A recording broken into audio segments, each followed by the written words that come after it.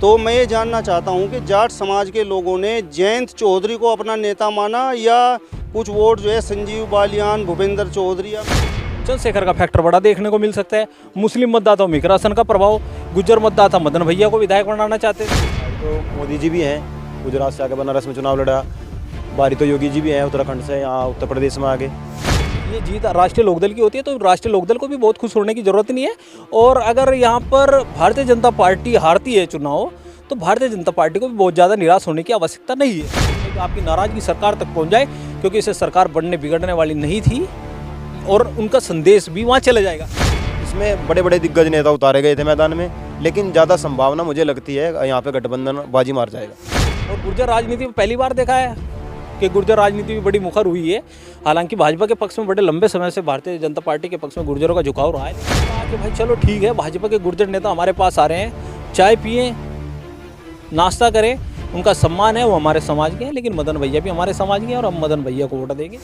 जाट, राजपूत, त्यागी, ये सब स्वाभाविक मानी जाती हैं। सम्मान मान सम्मान की को ज़्यादा करते हैं। 2022 के विधानसभा चुनाव में इकरासन एक बड़े चेहरे के रूप में उभरी है, इसमें कोई दो राय की बात नहीं है। इकरासन का बड़ा नाम, इकरासन ने जो प्रचार किया उसमें मदन भैया और मुनव्वर हसन के रिश्तों का जिक्र किया।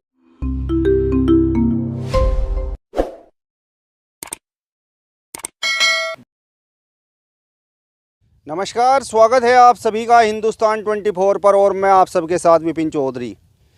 खतौली विधानसभा पर उपचुनाव संपन्न हो चुका है। अब सभी को इंतजार है तो चुनाव परिणाम का। कल खतौली विधानसभा उपचुनाव का चुनाव परिणाम आने वाला है। भारतीय जनता पार्टी बड़ा दावा कर रही है कि खतौली विधानसभा उपचुनाव में राजकुमारी सैनी चुनाव जीतेंगी, जबकि गठबंधन का बड़ा दावा है कि मदन भैया चुनाव जीतेंगे। तस्वीरों में आप जिस शख्स को देख रहे हैं, इनका नाम अनिरुद्ध चौहान है। ये जो शख्स हैं इनका नाम परवेज पंवार हैं। दोनों ही वरिष्ठ पत्रकार हैं और इन्होंने ग्राउंड जीरो पर खतौली विधानसभा उपचुनाव की रिपोर्टिंग की है। इनसे बातचीत करेंगे और ये जानने का प्रयास करेंगे कि जनता ने किन मुद्दों पर और किस कैंडिडेट को वोट देने का काम किया है। सबसे पहले तो अनिरुद्ध चौहान जी, आपका बहुत बहुत स्वागत करता हूं हिंदुस्तान 24 पर। आपका बहुत बहुत धन्यवाद। आपका भी बहुत बहुत स्वागत करता हूं परवेज जी। धन्यवाद। और सबसे पहले हम परवेज पंवार जी से बात करेंगे। परवेज पंवार जी, आपने तो ग्राउंड जीरो पर वहां रिपोर्टिंग की है, तो कल चुनाव परिणाम भी आने वाला है, तो क्या संभावनाएं हैं, किसके पक्ष में जनता ने वोट किया है? देखिए विपिन जी, इस चुनाव में जो सबसे बड़ी बात रही है, चुनाव जो था इस सरकार इससे किसी की न जा रही है ना आ रही है, लेकिन जो क्षेत्रीय विधायक थे विक्रम सिंह सैनी, उनके प्रति नाराजगी जरूर थी मतदाताओं में।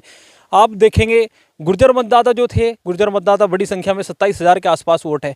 उनमें एक चीज़ थी, हमने भी गुर्जरों से वहाँ बात की तो उन्होंने बताया कि जो पड़ोसी जनपद है सहारनपुर, वहाँ गुर्जर समाज के दो विधायक हैं, मुकेश चौधरी और किरत सिंह जी। उनके बराबर में दूसरा जिला है मेरठ, वहाँ पे अतुल प्रधान और सोमेंद्र तोमर जी जो मंत्री जी भी हैं।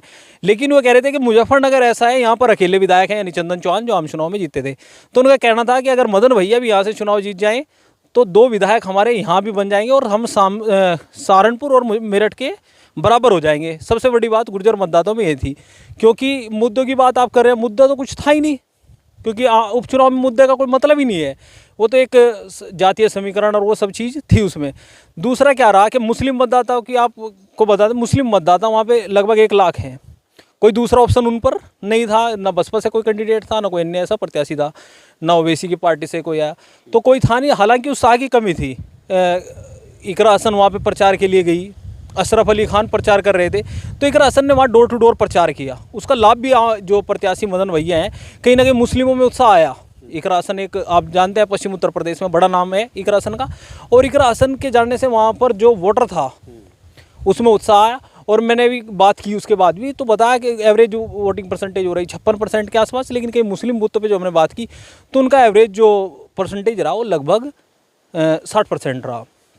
इसके अलावा 2 दिन लास्ट के, आप 2 तारीख और 3 तारीख, 2-3 तारीख में वहाँ चंद्रशेखर आज़ाद जो आज़ाद समाज पार्टी के नेता हैं, उन्होंने चुनावी प्रचार किया। आपने देखा होगा लगभग उन्होंने 20 गाँव किए, दलित बाहुल्य, क्योंकि दलितों में उनका मायावती के बाद ये कहीं ना कहीं चुनाव के बाद स्पष्ट हो जाएगा। अभी नहीं मैं कह सकता कि चंद्रशेखर आज़ाद दलितों के नंबर 2 के नेता बन के उभरे हैं या उभरेंगे, क्योंकि कई भाजपा के नेताओं से भी मेरी बात हुई तो उन्होंने कहा कि लगभग 20,000 वोट वहाँ पर दलित मतदाता जो जाटो मतदाता है उन्होंने क्या, क्योंकि लगभग 40,000 वोट हैं, तो 20,000 में उन्होंने भाजपा नेताओं का दावा कहना है, भाजपा नेता जो बता रहे हैं उनका कहना है कि जी 15 से 16,000 वोट जो है वो मदन भैया के पक्ष में चला गया।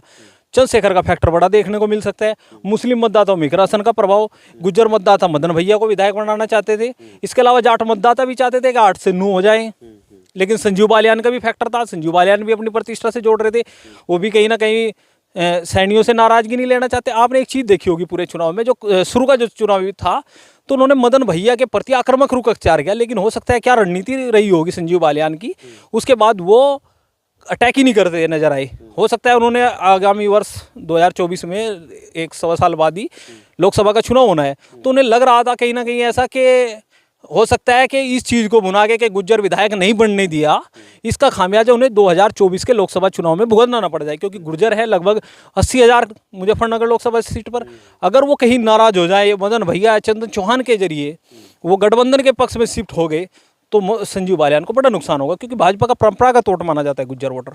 तो ये हमने वहाँ पर देखा। अगर ये जीत राष्ट्रीय लोकदल की होती है तो राष्ट्रीय लोकदल को भी बहुत खुश होने की जरूरत नहीं है, और अगर यहाँ पर भारतीय जनता पार्टी हारती है चुनाव तो भारतीय जनता पार्टी को भी बहुत ज़्यादा निराश होने की आवश्यकता नहीं है, क्योंकि ये एक मदन भैया का, मैंने बता दिया, गुज्जर परंपरागत वोट है भाजपा का। मदन भैया की वजह से वो आरएलडी के पक्ष में शिफ्ट हो रहा है।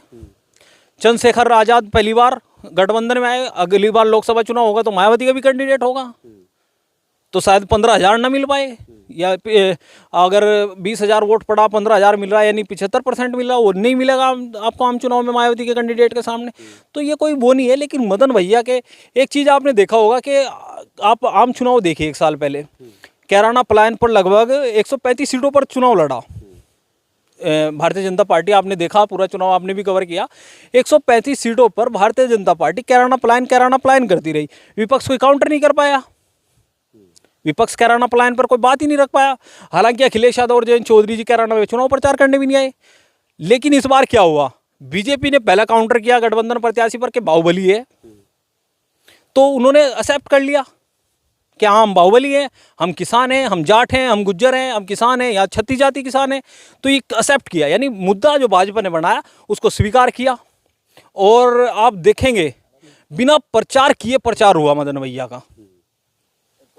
बाहुबली उन्होंने स्वीकार किया, हाँ हम बाहुबली हैं, कि गुज्जर हैं, जाट हैं, किसान जाति से हैं तो बाहुबली होंगे, हम दूध घी खाते हैं, ऐसी बात उन्होंने कही। उससे क्या किया, एक तो बीजेपी बैकफुट हो गई, बाहुबली नहीं कह पाई। दूसरा क्या हुआ कि मदन भैया के प्रति गुर्जर और जाट मतदाता एकदम ये हुआ, उन्होंने कहीं ना कहीं गुर्जर और जाट की एकता का भी संदेश दे दिया कि हम सब बाहुबली है। आप किसी जाति की अगर तारीफ करेंगे तो स्वाभाविक है कि उस जाति का हर नागरिक, हर व्यक्ति प्रसन्न होगा, क्योंकि धार्मिक भावनाओं के बाद अगर सबसे प्रभावी कोई भावना है तो जातीय भावना है। कहीं ना कहीं हम और आप सब जुड़े हुए जातीय भावना के चलते जुड़े हुए हैं। तो ये सब चीज़ चुनाव में देखने को भी मिली, ज़मीनी स्तर पर भी। तो इसे मैं नहीं मानता कि ऐसा कोई हो जाएगा कि भाई भारतीय जनता पार्टी को बहुत बड़ा नुकसान हो जाएगा या कोई ऐसा चीज़, ये मैं नहीं मानता कुछ ऐसा इसका वो होगा। न राष्ट्रीय लोकदल को इतना खुश होने की ज़रूरत नहीं। हाँ ये है कि पहले 4 सीट उनके पास है, 5वीं सीट ये है। अगर मुजफ्फरनगर जनपद में उनकी 5 सीट हो गई जीत दर्ज करने के बाद, लोकसभा में उनका महत्वपूर्ण रहेगा, लेकिन केवल मुजफ्फरनगर के लिए। तो आपको लगता है कि जो कल परिणाम आने वाला है वो कहीं ना कहीं मदन भैया के पक्ष में आएगा, गठबंधन के पक्ष में आएगा? देखिए ये तो कल क्लियर हो जाएगा, अभी नहीं कहना, जल्दबाजी होगी। लेकिन जैसा माहौल, देखिए मैं आपको पहले भी बता चुका हूँ, दलित, गुज्जर, मुस्लिम और जाट, इसके अलावा इन 4 जातियों की बात छोड़ दीजिए, त्यागी मतदाता भी नाराज थे। आपने देखा होगा श्रीकांत त्यागी जी लगातार प्रचार कर रहे थे, और भी त्यागी नेता लगातार भारतीय जनता पार्टी पर कहीं ना कहीं मुखर होकर हमला कर रहे थे। लेकिन ये आम चुनाव में शायद न प्रभावी हो। उपचुनाव में हर आदमी चाहता है कि भाई आपकी नाराजगी सरकार तक पहुंच जाए, क्योंकि इससे सरकार बढ़ने बिगड़ने वाली नहीं थी और उनका संदेश भी वहाँ चले जाएगा। ठाकुर मतदाताओं में नाराजगी थी, आपने देखा होगा संगीत सोम जी आए, कुंवर ब्रजेश सिंह जी हमारे जिले से वहाँ पे प्रचार के लिए गए। गुर्जर हमने गुर्जर वोटरों में आपको पहले भी बता चुका, ये गुर्जर लॉबी भी बड़ी थी लेकिन नहीं चल पाया, जमीन पर इनका कोई असर नहीं देखने को मिला। तो ये आम चुनाव होता तो अलग नतीजे होते। जिन जातियों की हल्की फुल्की नाराजगी थी, उन्होंने एक संदेश देने का काम किया है कि ये उपचुनाव के माध्यम से वो सरकार को ये बता दे कि हम नाराज हैं। ये चीज़ भी, और गुर्जर राजनीति में पहली बार देखा है कि गुर्जर राजनीति भी बड़ी मुखर हुई है। हालांकि भाजपा के पक्ष में बड़े लंबे समय से भारतीय जनता पार्टी के पक्ष में गुर्जरों का झुकाव रहा है, लेकिन इस चुनाव में ऐसा नहीं है। कहीं ना कहीं गुर्जरों की राजनीतिक अवेयरनेस जो है उसका भी ये परिणाम है। मतलब भारतीय जनता पार्टी से जुड़े हुए गुर्जर नेता, चाहे वह विधायक हो, चाहे सांसद हो, चाहे मंत्री हो, इन लोगों ने गुर्जर सम्मेलन भी किया। तो आपके हिसाब से वो सम्मेलन भी गुर्जर समाज का जो वोटर था उस पर कोई प्रभाव नहीं डाल पाया, सब मदन भैया के पक्ष में ही रहे। देखिए, एक चीज़ आपने देखी होगी, आपने गुर्जर समाज का जिक्र किया। चुनाव से ठीक पहले अभिषेक चौधरी वहाँ पर चुनाव प्रचार कर रहे थे। अभिषेक चौधरी वहाँ आरएलडी के नेता थे। आरएलडी के नेता थे, चुनाव में वो भी दावेदारी कर रहे थे, लेकिन बड़े ही जल्दबाजी करके वो भाजपा में मदन भैया का टिकट होते ही भारतीय जनता पार्टी में शामिल हो गए। उन्होंने भी माहौल बनाने का प्रयास किया, लेकिन अगर वहाँ भाजपा से गुर्जर प्रत्याशी होता तो सब ये कामगार साबित होते, इनका काम चलता। आपने देखा होगा, अतुल प्रधान है सरदना विधायक, उन्होंने एक वीडियो उनका वायरल हुआ था। उन्होंने कहा कि भाई सब जाते हैं समाज के नाम पर वोट मांगते हैं, तो मदन भैया भी तो हमारे समाज का है। तो ऐसा हमें ग्राउंड पर भी गुर्जरों ने कहा। उन्होंने कहा कि भाई चलो ठीक है, भाजपा के गुर्जर नेता हमारे पास आ रहे हैं, चाय पिए, नाश्ता करें, उनका सम्मान है, वो हमारे समाज के हैं, लेकिन मदन भैया भी हमारे समाज के हैं और हम मदन भैया को वोट देंगे। और बैलेट हमारे पास है, मशीन हमारे पास है, वोट हम डालेंगे, तो ये नेता नहीं डालेंगे, हम डालेंगे तो हम मदन भैया को वोट देंगे। ऐसा ज़मीन पर था। मतलब गुर्जर समाज का वोट राजकुमारी सैनी के पक्ष में नहीं गया, जाट समाज का वोट राजकुमारी सैनी के पक्ष में नहीं गया, उधर चंद्रशेखर आज़ाद की वजह से दलित समाज का वोट राजकुमारी सैनी की तरफ नहीं गया। और कहीं ना कहीं आपका मानना है कि जो ठाकुर समाज था उसमें भी कहीं ना कहीं भारतीय जनता पार्टी के प्रति नाराज़गी थी। भारतीय जनता पार्टी के प्रति नाराज़गी के बजाय प्रत्याशी के प्रति नाराज़गी थी। प्रत्याशी के प्रति ज़्यादा नाराज़गी थी। भारतीय जनता पार्टी के प्रति मुख्यमंत्री योगी आदित्यनाथ के कार्यों की सब सराहना करते हैं, लेकिन सबसे बड़ी चीज़ देखने को मिली कि जो ज़्यादातर लोग थे, वो जो क्षेत्रीय विधायक थे, पूर्व विधायक जिनकी सदस्यता रही विक्रम सैनी जी, उनके व्यवहार से काफ़ी लोग नाराज़ थे। और आप जानते हैं, गुर्जर, जाट, राजपूत, त्यागी, ये सब स्वाभिमानी जाति हैं, सम्मान मान सम्मान की को ज़्यादा करते हैं। अगर आप इनको मान सम्मान देंगे तो ये चीज़ को ज़्यादा वो करेंगे, लेकिन ऐसा नहीं हुआ होगा, जिसकी वजह से उनमें नाराज़गी थी। भाजपा की नाराज़गी आप नहीं कह सकते, प्रत्याशी के प्रति नाराज़गी थी। चलिए, तो परवेज पंवार जी को आपने सुना, जिन्होंने ग्राउंड जीरो पर रिपोर्टिंग की है। और हमारे पत्रकार साथी अनिरुद्ध चौहान जी भी हमारे साथ में हैं। अनिरुद्ध चौहान जी, जिस तरीके से भारतीय जनता पार्टी के लोगों ने प्रत्याशी मदन भैया, जो गठबंधन के प्रत्याशी थे, उनकी छवि एक बाहुबली की बनाने की कोशिश की, तो लगा कि चुनाव पर उसका कुछ प्रभाव पड़ा? नहीं जी, चुनाव पे इसका कोई प्रभाव नहीं पड़ा, खास प्रभाव नहीं पड़ा। कुछ लोगों ने भारी बताया, लेकिन इसके एवज में लोगों ने ये भी कहा वहाँ पे, जो हम जब अंदर गए गांव में, कि ये भारी नहीं है। भारी तो मोदी जी भी हैं, गुजरात से आके बनारस में चुनाव लड़ा। भारी तो योगी जी भी हैं, उत्तराखंड से यहाँ उत्तर प्रदेश में आगे। तो बाहुबली को होने का, और उन्हें गर्व है कि किसान कौम में ऐसा कोई पैदा हुआ जो बाहुबली है। बाकी और भी बाहुबली देश में पैदा हुए हैं, जो किसान कौम का एक आदमी इस लायक हो गया, विधानसभा में जाने लायक हो गया। तो इस तरह का कोई वहाँ पे हमें मिला नहीं। आपने क्या महसूस किया? जनता की नाराज़गी सरकार के प्रति थी, या जिस तरीके से परवेज पंवार जी ने बताया, जो वहाँ पर विक्रम सैनी जो विधायक रहे हैं, उनसे जनता की कोई नाराज़गी थी? जनता की नाराज़गी सरकार के खिलाफ भी है, लेकिन वहाँ गन्ने का क्योंकि इधर अगर शामली में बात करें तो गन्ने की पेमेंट बहुत लेट है। वहाँ पे इस तरह का नहीं है, वहाँ खतौली मिल बहुत जल्दी पेमेंट कर रहा है। तो गन्ने की वजह से तो कोई नाराज़गी नहीं, लेकिन साथ ही जो आवारा पशु घूम रहे हैं, इसको लेकर काफ़ी लोग नाराज़ हैं कि मतलब फसल जो है अभी गेहूं की बुआई चालू है तो उसको ख़त्म कर दिया, नष्ट कर दिया बिल्कुल, इसलिए नाराज़ हैं लोग। तो क्योंकि योगी सरकार ने इसके लिए कोई एक्शन नहीं लिया अब तक। बहुत सारी दुर्घटना रोड पे हो चुकी हैं। कुछ लड़के अकेले थे घर में, वो कार्ड बांटने के लिए घर से गए हुए थे, रास्ते में अचानक सांड आ गया, कोई गाय आ गई, उधर गाय का भी एक्सीडेंट हो गया, वो भी टूट फूट गई और वो लड़का भी मर गया। इसको लेकर काफ़ी नाराज़ हैं लोग। बस सबसे बड़ी जो बात वहाँ लगी बाहुबली वाली, जैसा आपने कहा शुरू में, उसके पक्ष में लोग ज़्यादा गए हैं। हम बाहुबली की वोट करेंगे, हमारे लिए बाहुबली ही ठीक है। और जो लोग हमारे लिए लड़ नहीं सकते, जो हमारे लिए बोल नहीं सकते, विक्रम सैनी के खिलाफ जो हमने जब मतलब बहुत सारे गांव में गए, सैनियों में ऐसा नहीं मिला। मैं ज़्यादा नहीं कहूँगा, मुश्किल से 2-3% सैनी जो है गठबंधन की तरफ गया होगा। बाकी जाट है, गुर्जर है, मुस्लिम है, त्यागी भी मेरे हिसाब से 25 से 30% जो है भाजपा ले गई। तो खास कोई प्रभाव नहीं पड़ा इस चीज़ का। जिस तरीके से भारतीय जनता पार्टी से जुड़े हुए जाट समाज के जो नेता थे, संजीव बालियान थे, मोहित बेनीवाल थे, भूपेंद्र चौधरी थे, लगातार वहां पर कैंप कर रहे थे, लगातार भ्रमण कर रहे थे, तो मैं ये जानना चाहता हूं कि जाट समाज के लोगों ने जयंत चौधरी को अपना नेता माना या कुछ वोट जो है संजीव बालियान, भूपेंद्र चौधरी या मोहित बेनीवाल की वजह से भी भारतीय जनता पार्टी को मिलने का काम होगा? देखिए, आज़ादी के बाद जो तरक्की जाटों ने इस देश में की है किसी दूसरे ने नहीं की।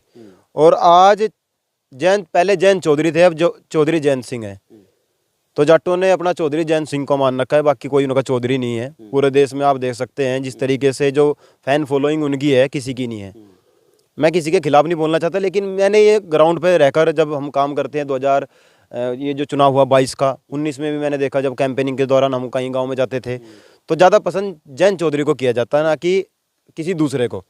इसलिए जयंत चौधरी ने भी आपने देखा होगा डोर टू डोर कैंपेनिंग की, बहुत सारे गांव में पहली बार वो नुक्कड़ सभा करते नजर आए। इसका प्रभाव बहुत ज़्यादा पड़ा है, खासकर जाट वोटर पर। और जिस तरीके से अतुल प्रधान, हमारे मीरापुर के विधायक चंदन चौहान, इधर से शामली के विधायक प्रसन्न चौधरी, इकरा हसन और अशरफ अली खान, पूरी की पूरी टीम आरएलडी ने अपनी वहाँ उतार दी थी। और ये बुढ़ाना से राजपाल बालियान जी, पूरी टीम, जिस तरीके से भारतीय जनता पार्टी ने अपनी टीम उतार रखी थी, इसी तरीके से गठबंधन ने भी अपनी टीम उतार रखी थी।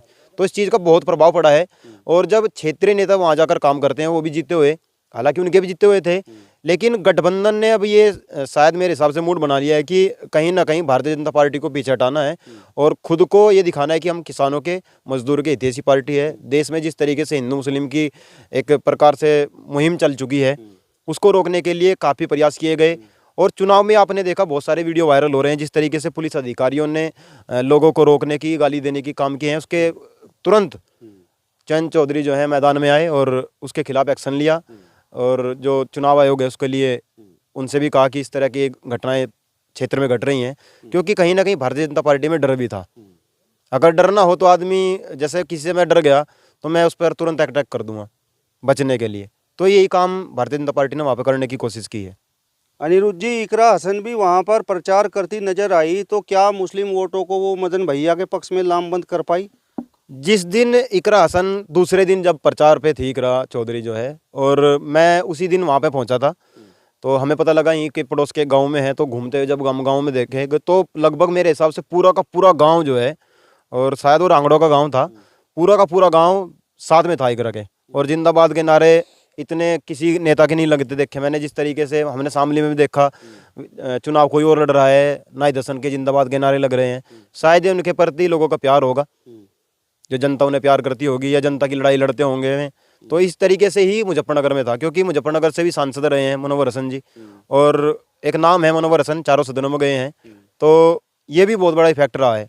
हालांकि अगर यहाँ पे ये आज जो प्रक्रिया चली हुई थी खतौली उपचुनाव की, इसमें बड़े बड़े दिग्गज नेता उतारे गए थे मैदान में, लेकिन ज़्यादा संभावना मुझे लगती है यहाँ पे गठबंधन बाजी मार जाएगा। परवेज जी, आप भी कुछ कह रहे थे? देखिए विपिन जी, आपने इकरा हसन का जिक्र किया। आप 2022 के विधानसभा चुनाव में इकरा हसन एक बड़े चेहरे के रूप में उभरी है, इसमें कोई दो राय की बात नहीं है। इकरा हसन का बड़ा नाम हुआ, क्योंकि जिन परिस्थितियों में उन्होंने विधानसभा चुनाव, जो नाहिद हसन लड़ रहे थे, नाहिद हसन जेल में थे उस वक्त, तो इकरा हसन ने उनकी गैर मौजूदगी में जो चुनाव लड़ा और जिस तरीके से उन्होंने ग्राउंड पे काम किया, वो पूरे पश्चिम उत्तर प्रदेश में एक मुस्लिम लीडरशिप के रूप में, क्योंकि उनका एक बोलने का अंदाज लोगों ने पसंद किया, उनके नाम बड़ी एक लोगों की जुबान पे आया, सब ने इकरा हसन एक नाम बड़ा, 135 सीटों पर उनका बड़ा मामला देख रहे हैं आम चुनाव में, जो विधानसभा आम चुनाव हुए थे। तो उसके बाद से कहीं ना कहीं आप देखें मुजफ्फरनगर में मुस्लिम लीडरशिप जीरो है, कोई विधायक नहीं है मुस्लिम।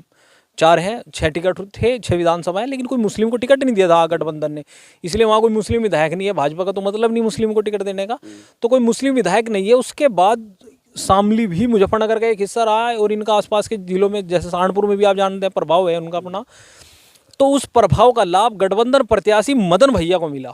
सबसे बड़ी बात, आप इकरा हसन ने जो प्रचार किया उसमें मदन भैया और मुनव्वर हसन के रिश्तों का जिक्र किया, जिससे वहाँ को, उस चुनाव को उन्होंने भावनात्मक रूप से अपने परिवार से जोड़ने का प्रयास किया। अनिरुद्ध, चलिए, तो खतौली विधानसभा उपचुनाव में कौन जीतेगा कौन नहीं है तो कल पता चलेगा, लेकिन जिन वरिष्ठ पत्रकारों को आपने सुना, उनका इशारा कहीं ना कहीं गठबंधन प्रत्याशी मदन भैया की तरफ है। फिलहाल इस वीडियो में बस इतना ही। अगली वीडियो में फिर आपसे मुलाकात होगी, तब तक बने रहिए हिंदुस्तान 24 के साथ। नमस्कार।